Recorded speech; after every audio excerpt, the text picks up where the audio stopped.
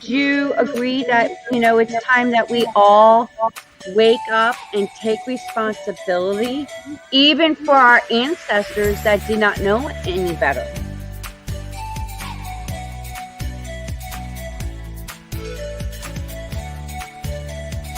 Been waiting patiently to have this kind of conversation.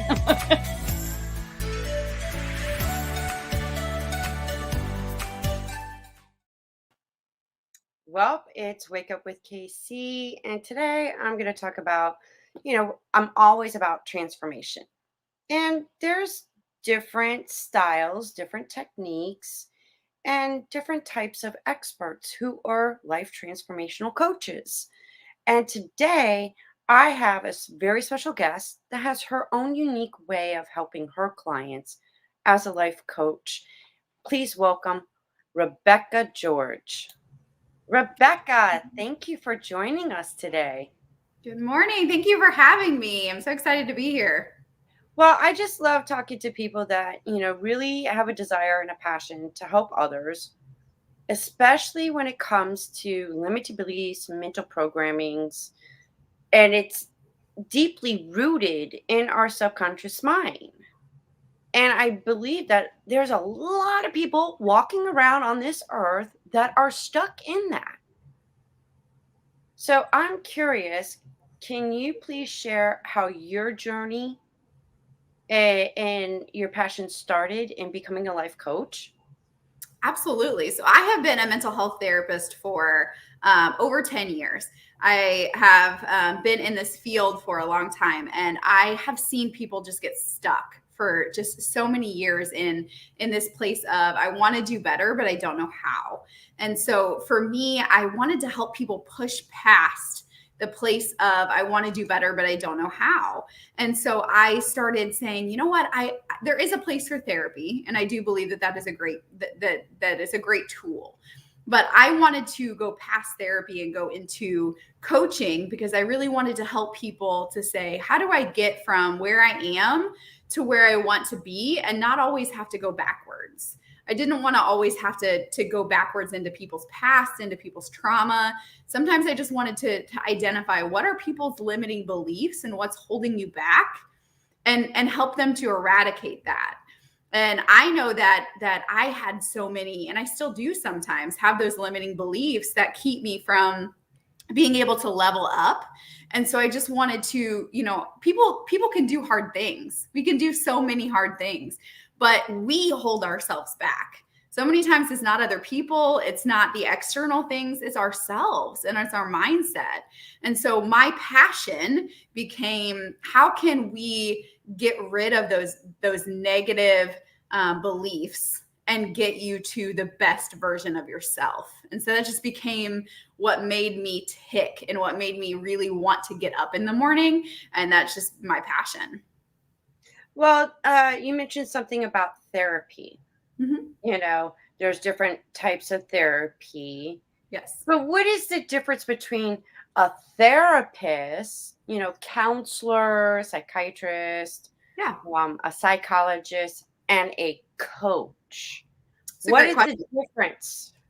Yeah. So a therapist has to go through, training and schooling. And I mean, a coach doesn't necessarily have to even have any training. I mean, they should, but they don't have to. So as a therapist, I had to go through a bachelor's and a master's degree and then a licensure. So I do have that.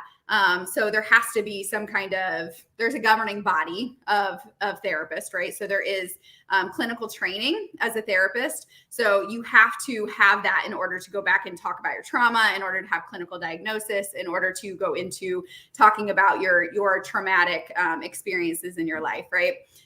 So there is that training that has to happen as a therapist. So if you come to see me as a therapist, we're going to go into your trauma, that happened to you as a child. Probably we're going to talk about, I'm going to give you a clinical diagnosis. So maybe I'll say, I may clinically diagnose you with anxiety, with a depressive disorder, with bipolar disorder or personality disorder or something like that.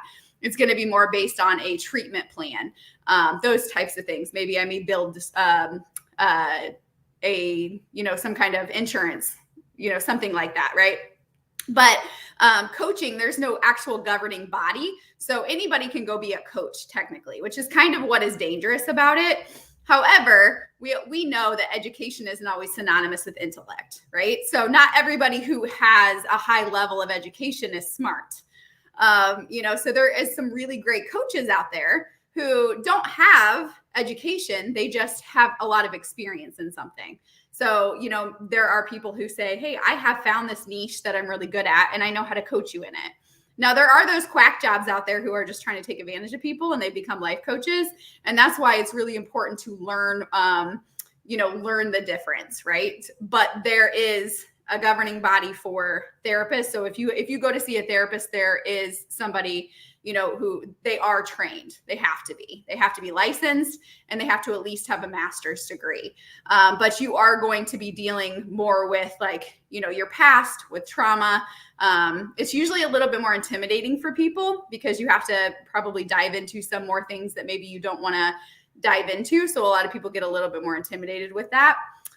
Coaching is a little bit more of, let's talk about it's a little bit more solution focused. Let's talk about how to get to where you want to be and your goals, right? So I talk a little bit more about this is where you're at, this is where you want to be. And so it is less about your trauma, less about your past.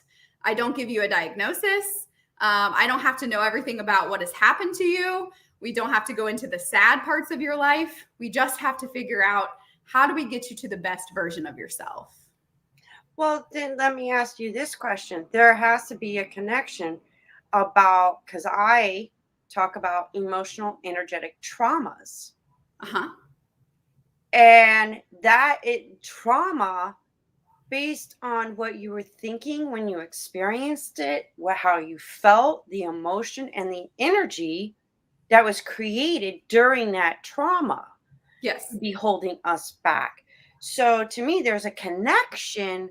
Absolutely. Why a lot of people are still stuck. It's not just Absolutely. the limit leaves the programming. It's sometimes you have to go back to that trauma. And then it's like when you get that aha or that self-realization, you realize it's like connecting the dots to the other similar events and you're experiencing that same emotion, that same energy. And that's what's drawing and attracting more experiences, because you don't know that's why. That is true. Yeah. And sometimes you do have to go back to that trauma. Sometimes you do have to face that, for sure. Yeah. Sometimes it does. And that's why I said there's a place for therapy, and, there is a place to learn about, the energy piece of things. Right. I mean, absolutely. And so, there's just so much to it. It could be so many different things that could be holding you back. Sometimes it is a mindset, sometimes it is all kinds of different things that you have to try to figure out, where is this coming from, and why is it that I am running into this blockage, or where is this pattern, right? I always say, follow the pain. So let's figure out where this pain is coming from. If I push on my arm right now, it's not broken, so it doesn't hurt. But if my arm is broken and I push on it, it's going to hurt. So let's follow back to the pain and figure out where this is coming from, right? Absolutely. And, to me, I think a lot of people, that's one of the main issues of why they stay stuck. Mm-hmm. And then not knowing or understanding the difference between the therapist and the coach, but I think they both go hand in hand. Yeah. Together. You should they probably harmonize together to help you. Yeah. Get from this point to this point, and I find it fascinating. Not only that, but then let's get science into it. Right. When you experience a trauma, it creates a biochemistry and changes the biochemistry in your body. Mm-hmm. And if you hold on to it, it's like energy turns into matter. It will somehow show up in an ailment or a condition or something.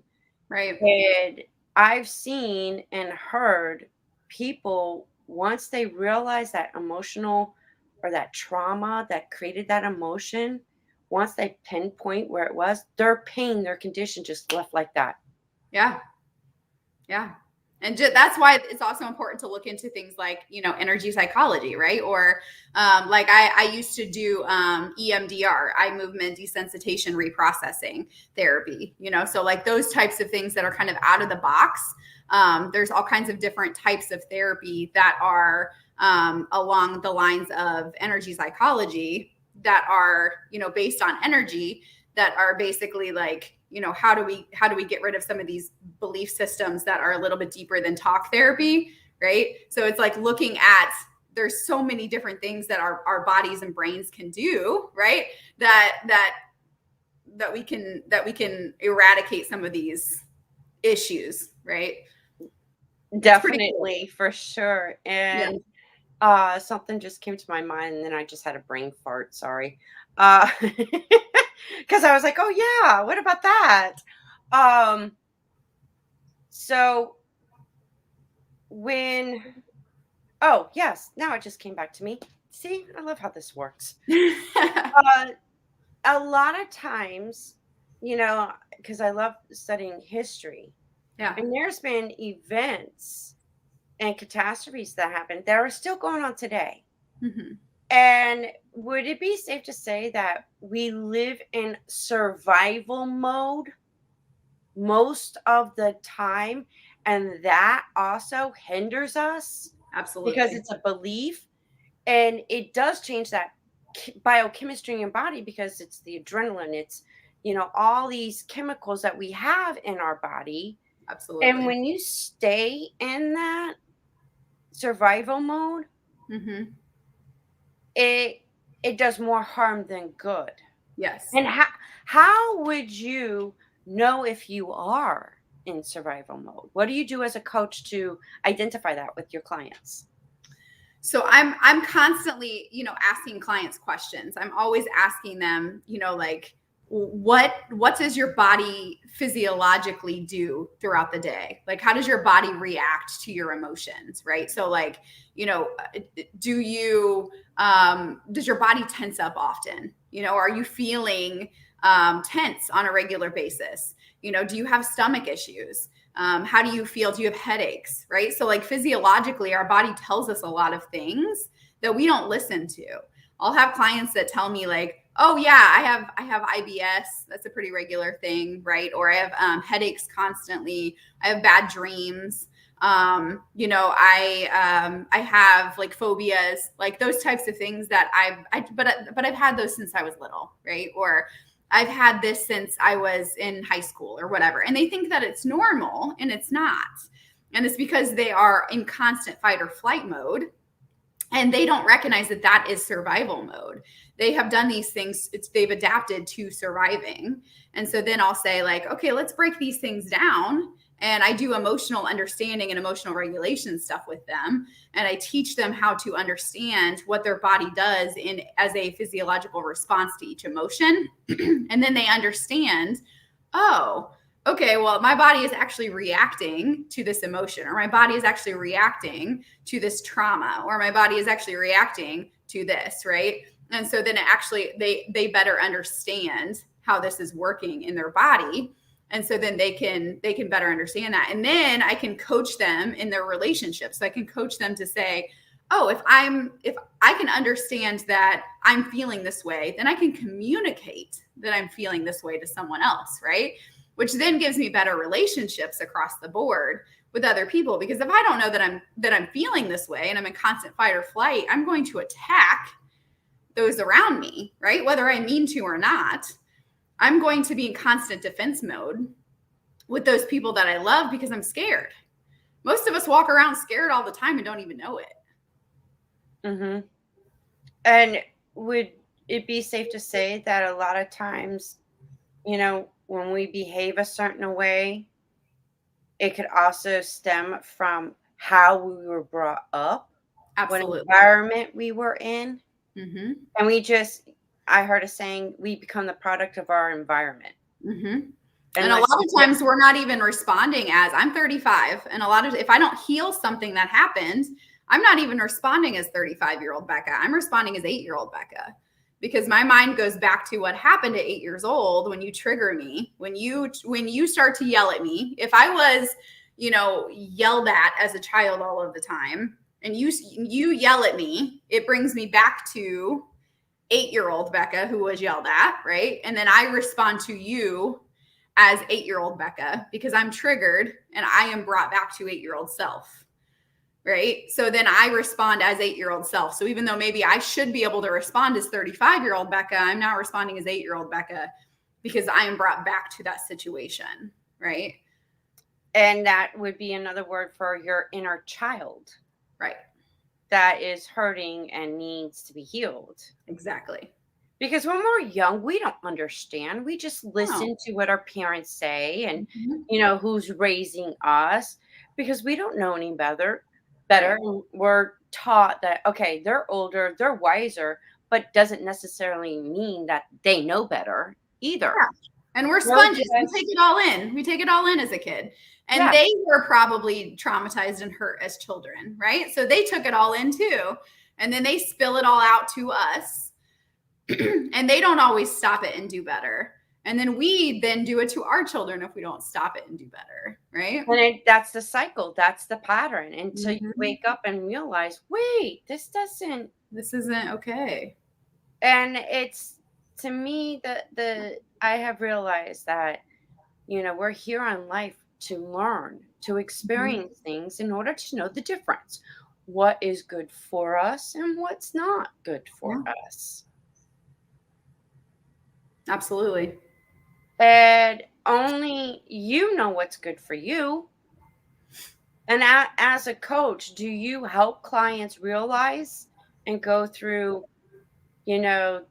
figuring it out? It's like solving a puzzle. Yes. Putting the pieces of the puzzle together, connecting the dots to where, and do you hear a lot of aha moments? Yes. It's like it really is like a puzzle, is what I usually say, is that it's like piecing things together. And then they'll say, oh, I never realized that's my belief system. Or I never realized that that's what I even thought, because a lot of times we're told what to think, right? We're told that this is what we believe, or we're told that this is what we should think, whether it's by parents, whether it's by society, whether it's by, whatever religion you were taught by, or whatever it is, we're taught that this is what we believe. And then when you're able to think and figure out what you actually value, or, oh, this is the missing piece, or this is the thing, then it all comes together and you're like, oh, this is actually what I'm missing. Right. And so, I figure out, first of all, I'm not an expert in anyone's life but my own, and honestly, I'm not even an expert in my own life. But I am able to ask the right questions. I'm an expert at asking questions. So I'm able to ask the right questions of the person that I'm working with, because we don't ask enough questions of ourselves. And so it's like, I teach my clients to ask questions of themselves so that they don't need me forever. And maybe they want to check back in. I have clients who, therapy clients that I after I'm done doing therapy with them, I do coaching. And so therapy clients from 6-7 years ago who will check back in with me now and be like, hey, can I do coaching with you? Because they want to just check in periodically, but I don't want them to need me forever. I want them to be able to ask themselves questions, to be able to continue this process in the future. Right. So I'm able to ask them the right questions.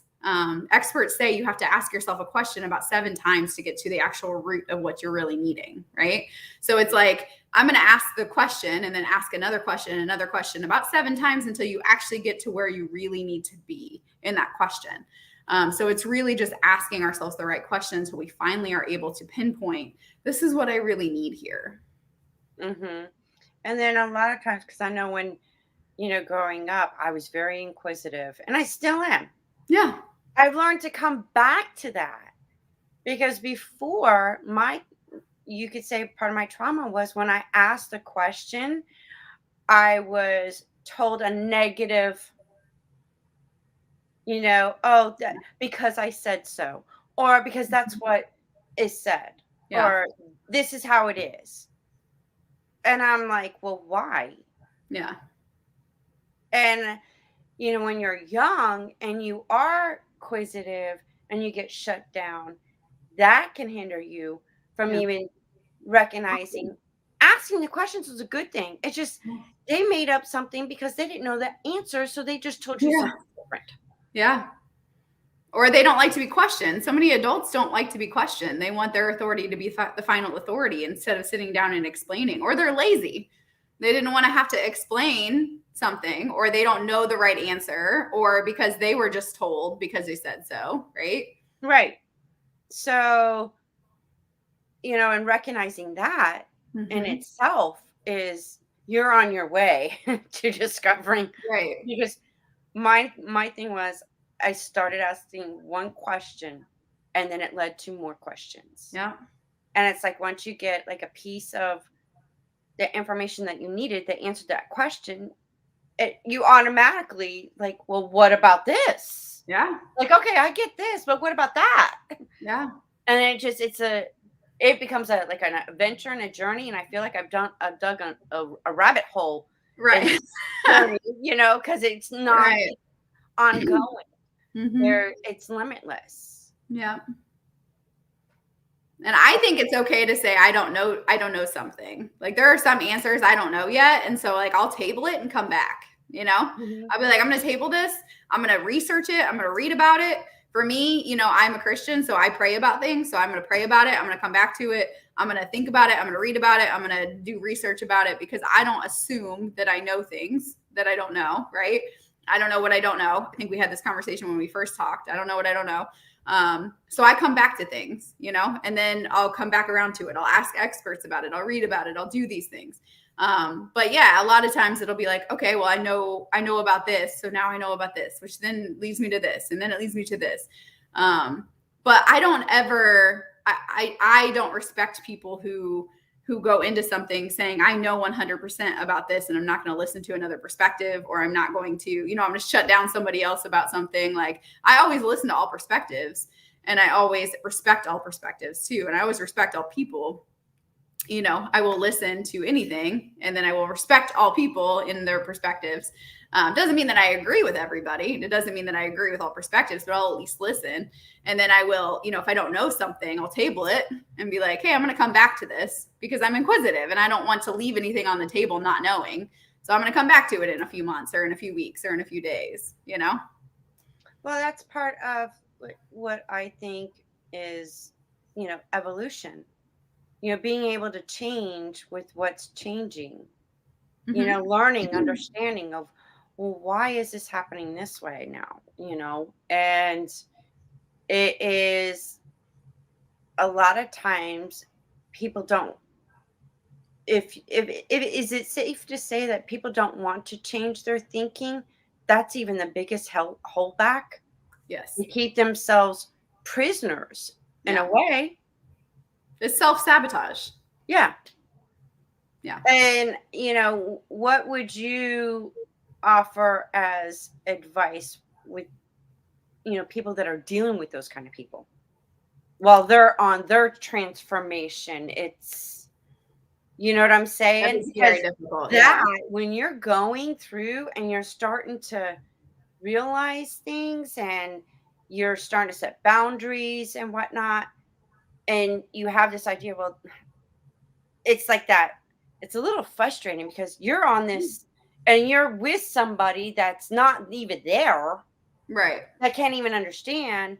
But then you're getting more ridicules, even judgment, criticism, because you're deep down, you're going through a change. You're changing the way you think. How do you help your clients deal with that kind of? That is difficult. So what I always say is we can't control other people's behavior. Unfortunately, I wish that we could. So I always say, make a list of things you can control and make a list of things you can't control. And so just identify those things that you can control and focus on those things. And so identify those boundaries that you can stick to, identify those things that are yours to own, and identify those things you can't. One of my favorite lines are, not my circus, not my monkeys. And no is a complete sentence. And so sometimes I have to say, I don't have to explain myself to you. I'm just going to say no. or I am just choosing to, not have a relationship with this person right now, or I'm choosing to not give my full energy to this person, or I'm choosing to not explain all of myself to this person, right? I tell my people, you may just not be able to share yourself with them anymore. You may love them still. You may still respect them. You may still want to be in a relationship with them, but maybe that means you don't have intimate conversations with them anymore. Maybe that means that you don't share your heart with them anymore, which is almost, you have to go through a grieving process of losing that relationship, almost grieving someone who hasn't died, because you are losing the friendship or relationship that you had with them that used to be there, because they're just not going to support you in the way that you want them to support you and that you need them to support you. Now, of course, I always advocate to have that conversation to say, this is the path that I'm taking, and I need support from you in X, Y, and Z way. And if they are not able to give that to you, then you have to identify, I can't make them give that to me, and I can't force this. I can't force any kind of level of insight from them. I can't force any level of understanding. So what I can do is say, this is my boundary. This is where I'm choosing to, what I'm choosing to share with them and what I'm choosing not to share with them. Because if you share too much with them and they crush that and it hurts you, then at some point you have to stop sharing it. At some point you just have to choose, I can't continue to share this with them and have it hurt me. So I have to stop sharing it. I have to grieve the loss of that. And I have to go find friends or family, or, because not family isn't always blood, So I have to go find family or friends that are going to support me. And I have to just continue to move on with that. And sometimes it's like the end of a relationship, because you're growing and evolving and transforming your life. Yep. And some people are only in your life for a season. Absolutely. So I look at it that way. Like, okay. But then when somebody does come into my life, I'm like, okay, what am I going to learn about myself being with this person?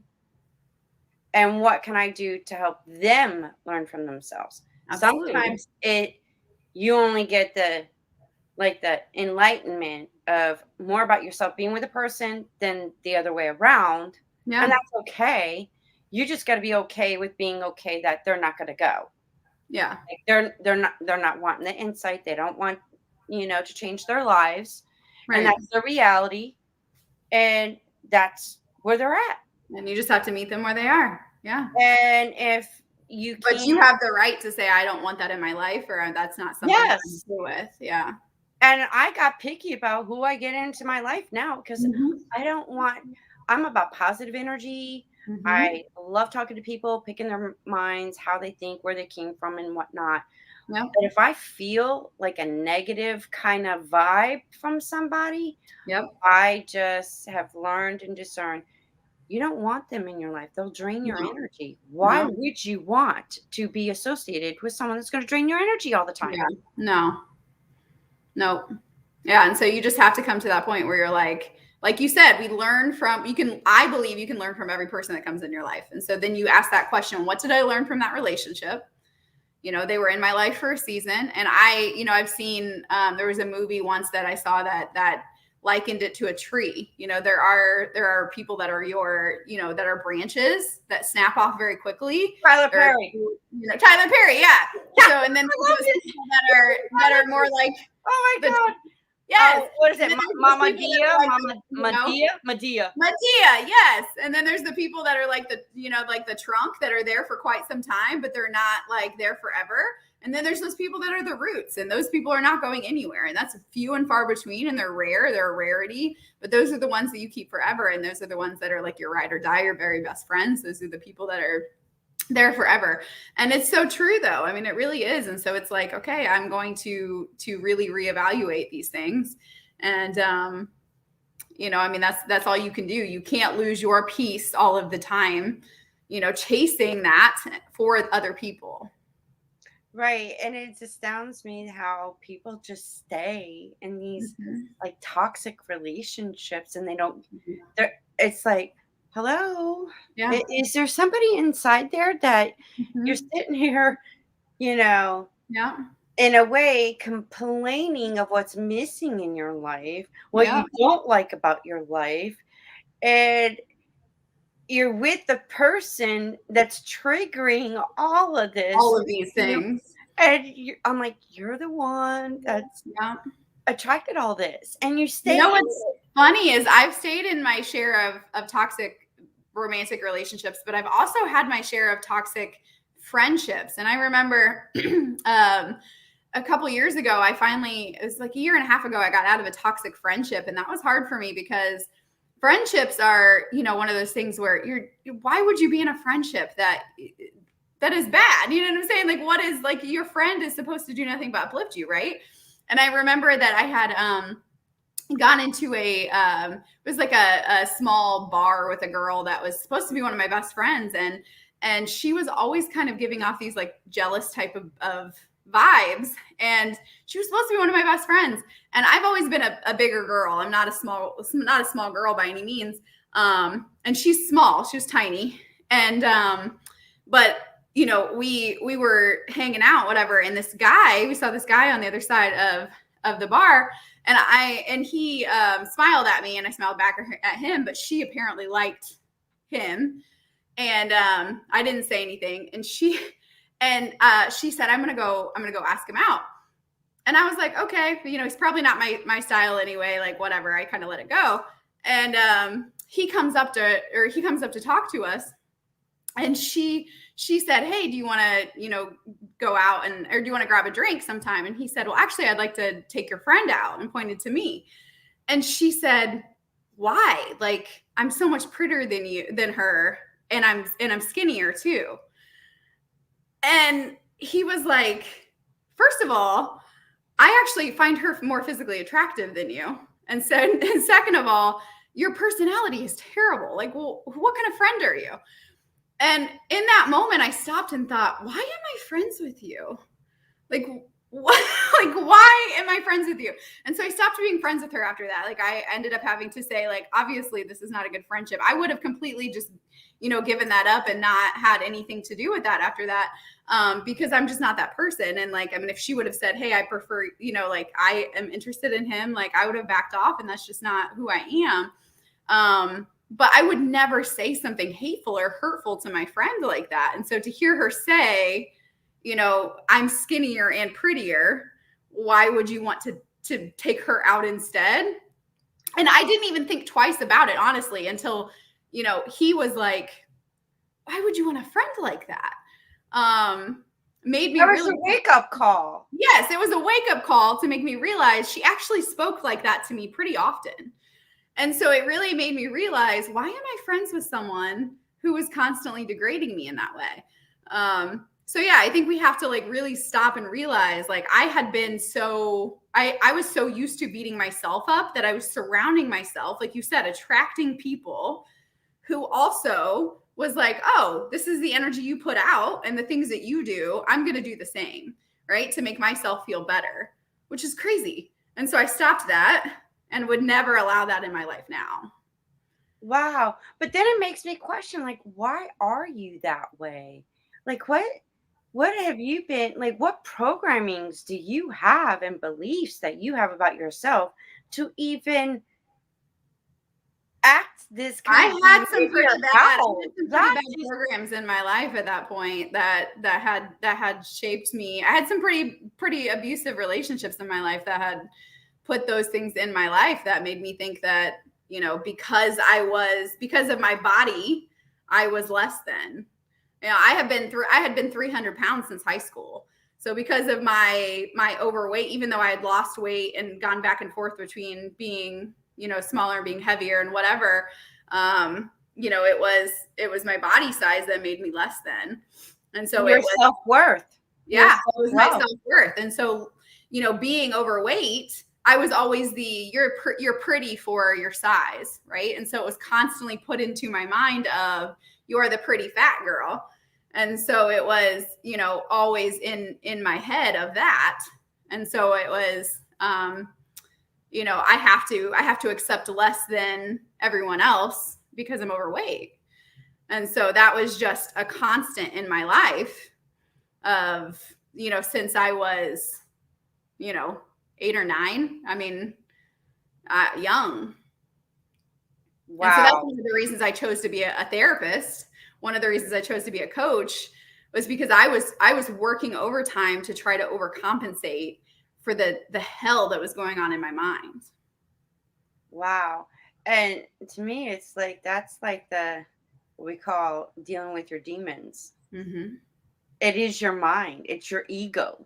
Mm-hmm. And I didn't find freedom from that until 10 months ago, a year ago. Wow. I just found freedom from that last December, and I'm just breaking out of that. So over the last, and I'm just now like finding like physical freedom. I've just now like lost weight. So I've lost almost 60 pounds in the last 4 months. And that's because I've gotten rid of shame. Like I've gotten rid of shame of myself and realized there's nothing to be ashamed of. I don't have to carry around that shame. Right. And I finally started in the last year doing inner healing work and like, and realizing my worth. And so that's when I started switching over to coaching to say, like, I've gotten rid of these demons and it's life-changing.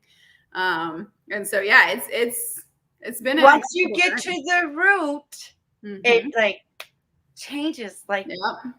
And I got like goosebumps, and it's just like, my heart and my intention just that everyone experiences that, because they will have, oh my God. Mm-hmm. And then you like later on you'll think like, I can't believe I really thought that, like, yeah. what was I thinking? I can't believe that I allowed people to treat me that way. I can't believe that I, was okay with the way that I used to talk to myself. I can't believe that when I look back and look at the way that I used to let men treat me, when I look back and look at the way I used to let friends treat me, like all of those things, I just can't, I can't wrap my mind. Like you can't go back. You're like, yeah, no, absolutely not. Yeah. So, but it's really getting to that root and uprooting it and just completely getting rid of it, which is a painful process, but it's a beautiful process. It's freedom. It is. It absolutely is. And so it's like, I want everyone to feel that way. And so right now I'm actually in the process of writing a book. And so I'm writing a book about getting rid of shame, because I just had carried around so much shame for so long that I was feeling so unseen that I remember walking into, I don't know if are you familiar with the restaurant Qdoba? No. It's like a Chipotle. I walked into a Qdoba one day, and there was a man there, and he I walked over and he let me go into over to the Coke machine one time and was like, "Hey, you can go first." And he just noticed me, and I had tears in my eyes, and I started crying because he let me go first. And I was like, you saw me and you're letting me go first? And I literally started crying and ran to my car. And I don't even know why, but it hit me that hard that he noticed me and saw me and allowed me to go first. And that's when I started really realizing that I felt so unseen and so unimportant that I just didn't feel like I mattered in the world. Well, then that guy said to your friend that you're no longer friends with, he saw how pretty and beautiful you were and your personality. You just smiled at him, and that gave off enough of a vibe for him to come over. He was like, I could just feel your energy but I always shoved it down because I thought no one is going to want to get to know me in a 300-pound body. And that is what I would tell myself. It doesn't matter what my personality is, but what I didn't realize is that the external was because of the pain. I was carrying around 300 pounds of pain because of pain. So let me ask you something. That was pain of shame. Yeah.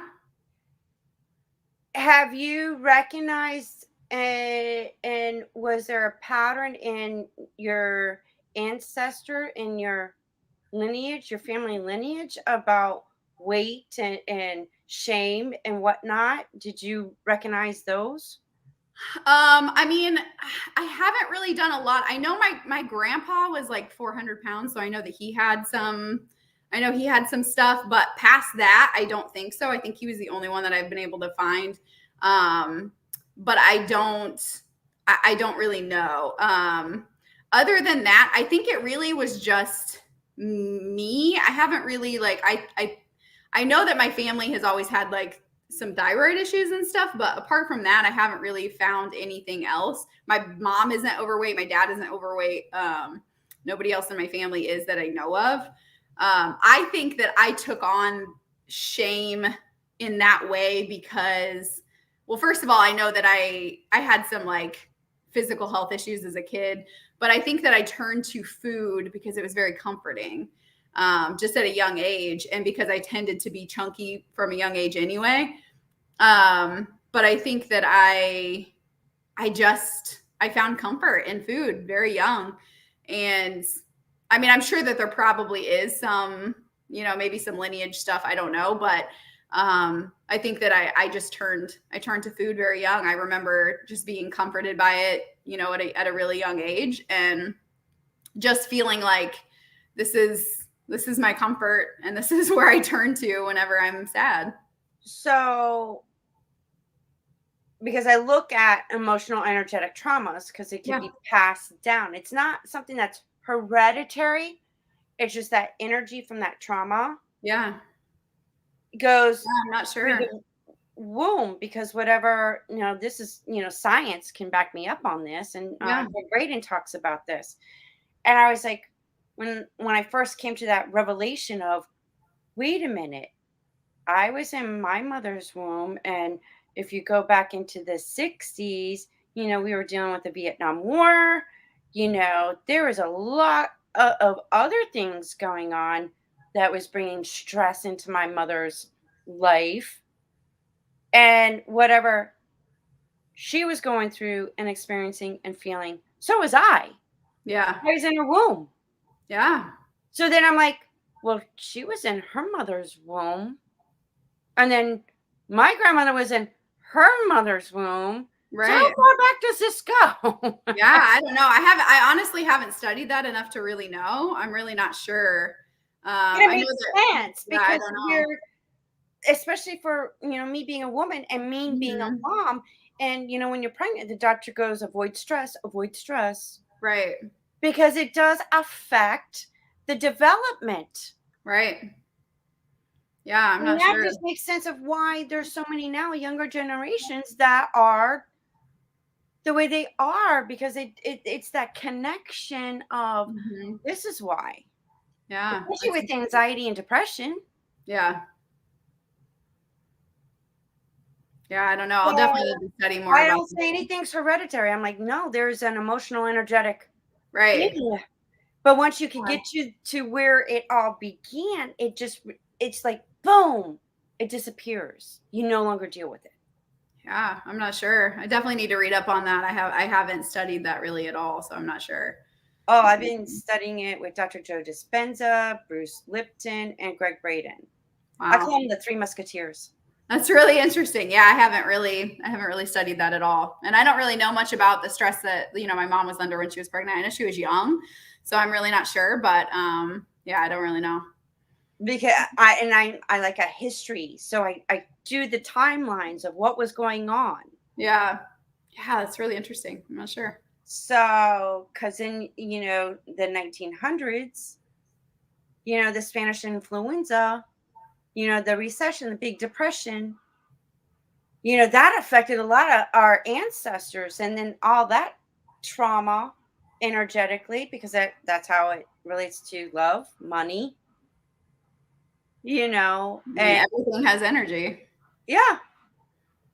And then it's the mindset and the belief on top of that. So interesting. It's fascinating. Definitely. I discovered something and I went, oh my God, no wonder we are in the wonder we are the way we are. Yeah. Yes. Wow. So it is. It's mind blowing. Yeah. I'll definitely have to do some research on that. It's a rabbit hole. I'm going to tell you that much because It's a rabbit hole. Once you open it up, you can't close it back up. it's Yeah. like trying to find your ancestry DNA. Yeah, I want to do that as well, like do the DNA stuff, because I really don't know much about any of that, like where I come from as far as that stuff goes. So Oh, my daughter did, and let me tell you something. She's Mama dug a rabbit hole. I saw like my great grandfather picture. Come to find out, his Faustino was his first name, and he came from Italy, Sicily, Italy.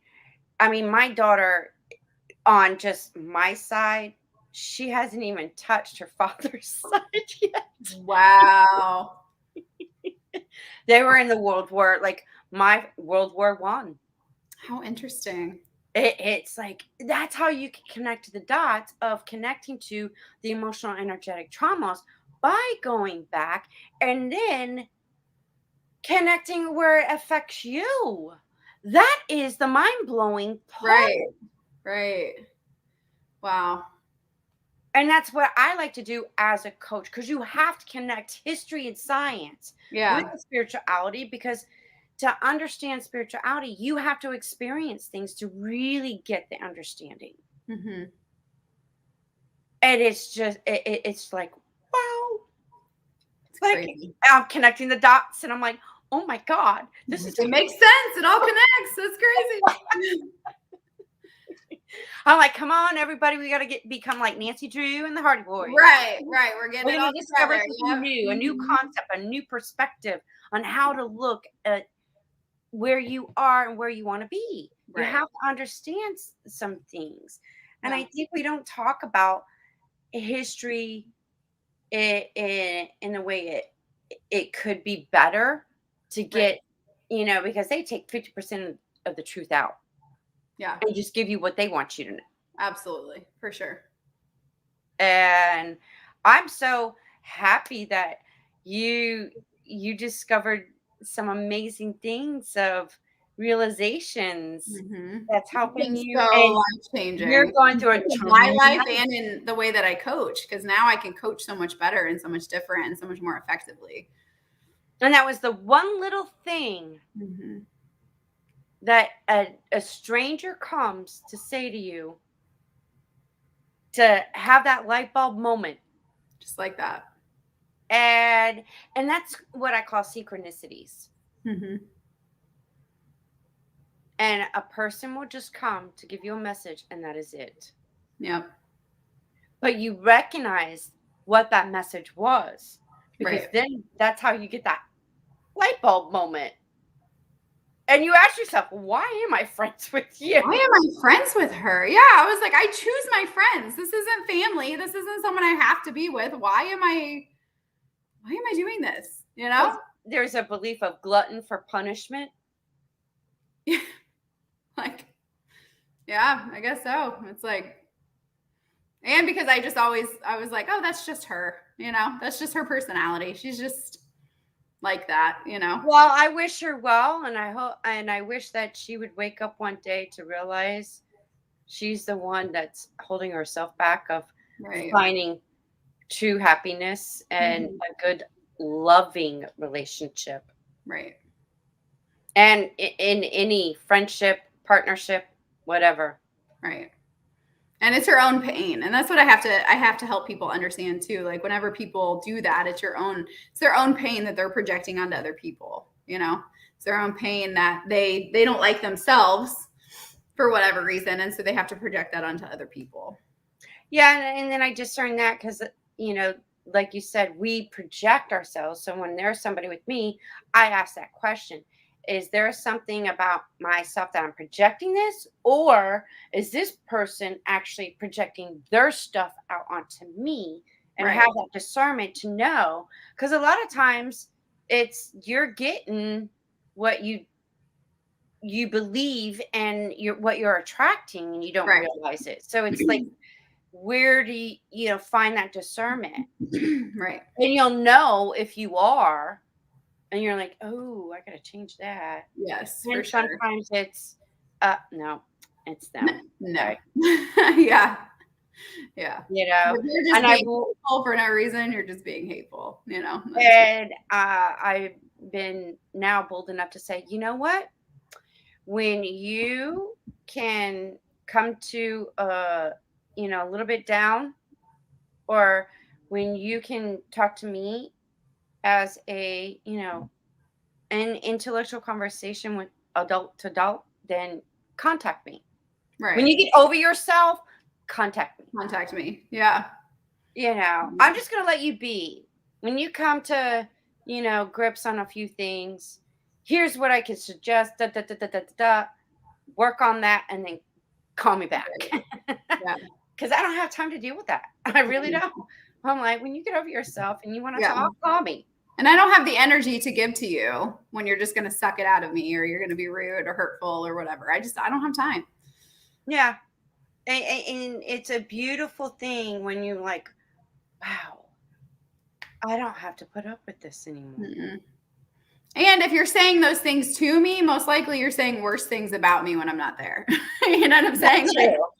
It's like, wait, if you could act like this in front of me, how are you? In front of me, you're probably saying worse things when I'm not around, especially being a woman. Women tend to be catty, whatever. So like most likely you're probably saying worse things. And I just don't. I don't get that. Why though? Is it society? Is it our upbringing of jealousy? I I mean, think it's like this upbringing. I think it's because we have taken the wrong approach to like, just I can win and you can win too. Like it's not everything has to be a competition. I can do well in my business, you can do well in your business. I can do well in my day, you can do well in your day. It's not a me versus you thing. I can be pretty and you can be pretty too, right? Like it's not a I have to be the prettiest one in the room and you have to, you know what I'm saying? It's just like, I don't understand why we have to be in competition as women, but that is what we are taught almost like in society that we have to be in competition, and it's just have to be tougher. You have to be this way, and yes. I saw this meme on Facebook the other day that said if I'm in the bathroom of a bar or restaurant, that I'm going to be so the women are going to be so nice and encouraging and uplifting, but outside of the bar we're going to break each other apart and fight and hate each other. And I'm like, that's so true. Like if it's not if I don't happen to run into you at the stall and you're sad and whatever, like other than that, we tear each other apart. And it's like, why do we do that? Like let's encourage each other and love each other and uplift each other. There's room for all of us to win. And I think if we are united as women and take the jealousy and competition and we connect in such a way and unite in such a way where we love and show compassion, we are powerful. Absolutely. And there's got to be more women. Now I see that things are shifting energetically on the feminine side, so I'm like, yes, it's about time. Yes, I agree. And we got to, women, come on, let's heal our shit, deal with our shit. Excuse my French, but I'm being blunt. It's time. Yeah. We got to come together because we are the ones that the nurturers, the loves. We are connected to why they call it Mother Earth. Yeah. And I believe we can do it. Because I don't think that, I mean, I've in some histories, I know there was women that are higher ups that have gone to war, queens, and I could go back in history. There were certain females that used their power for wars, and they were persuaded to war in order to conquer and divide. But we have so evolved and has brought, new things, new ideas, a new way of, and we've contributed our part in our wars, because if you understood about World War, I do believe it was 2, women weren't working. No. They only went to work when the war happened to help with the war. To help, yeah. But as soon as the war was done, they went back home. Yeah. I did not even know that. I was like, wow, women didn't have voice. They didn't have voting rights. so we have come a long way as women, and we need to team up and work together. Yep. No more, this beating each other up with our Hating words. each other or secretly wishing for each other to do poorly. Why? We could do so much more together, encouraging each other and wanting, and actually helping each other than we can trying to divide each other. Like yeah. Yep, I agree with you 100%. But I think the energy thing does matter, because I have, like, in this last year, since I have started actually healing, I've started actually meeting women who want to see me do well and me see them do well. And it's mattered so much, like the what I'm putting out there, right? And so I'm actually meeting women who are successful business owners, who do well, who are, who I don't see them wanting to compete with each other, who are, like actually encouraging of one another, and who are saying, hey, Becca, how can I help you? How can I, and me saying, how can I help you? How can I pray for you? How can I be there for you?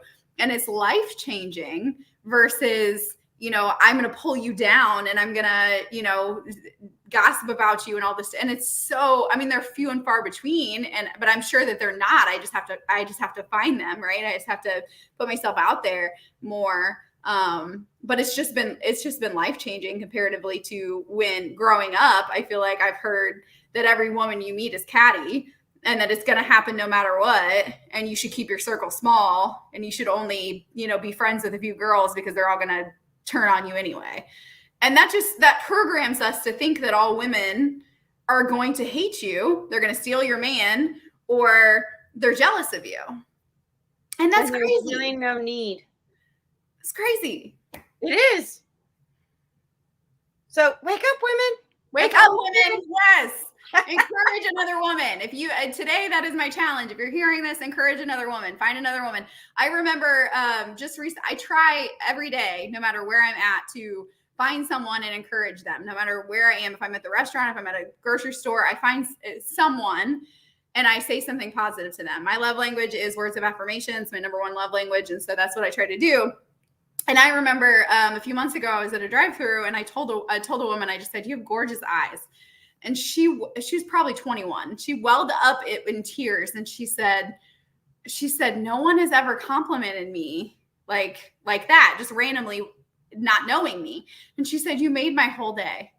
And I just thought, how are you so dry? I just felt like it was a cactus who hadn't been watered. I was like, how do you not have somebody complimenting you? And it just made me so sad that we don't give out those things to people, that she was that moved by me saying, you have beautiful eyes, that she welled up with tears. And she was like, here, have a free cookie. Here, have a free coffee. Here, have all of these things, because she was just she said, no strangers ever said anything that kind to me before. And random kindness. Yes.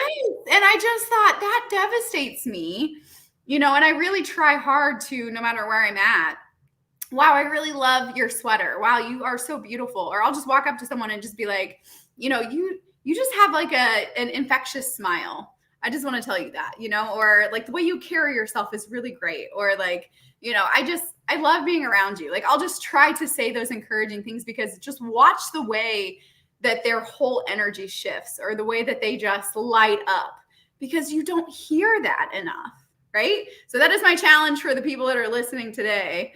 Try to change someone's, energy, mindset, the way that they feel about themselves in a less than 30-second way today. It makes a huge difference. It does. I do that too. And I'm like, there was this woman.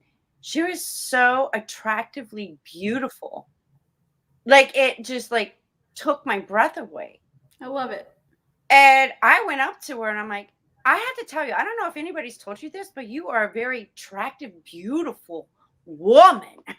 And it's just a pleasure just to meet you. Aww. And she just stopped in her tracks. She goes, wow, thank you. That just made my day. No one's ever said that to me. I'm like, well, there you go. I just did. And I hope more people do. Yeah.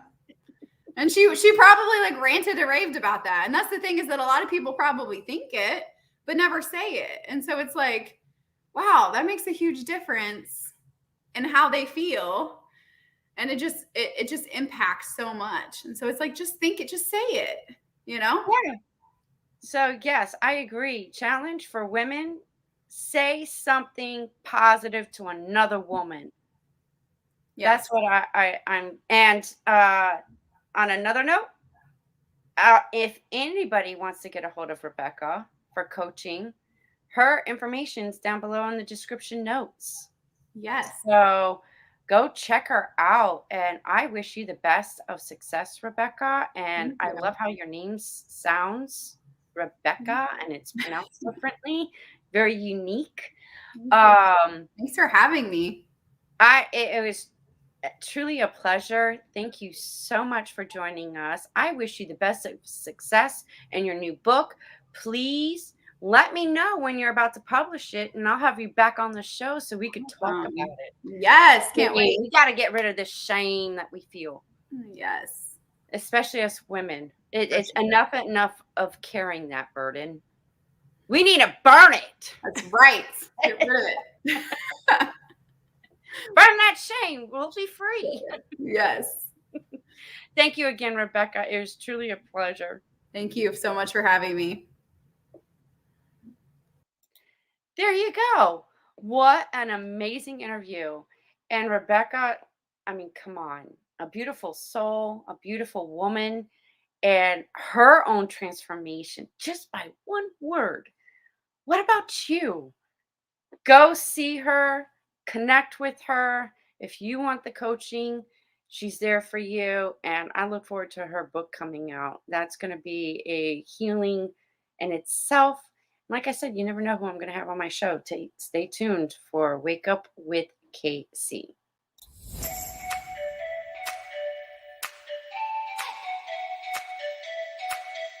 Do you agree that, it's time that we all wake up and take responsibility, even for our ancestors that did not know any better?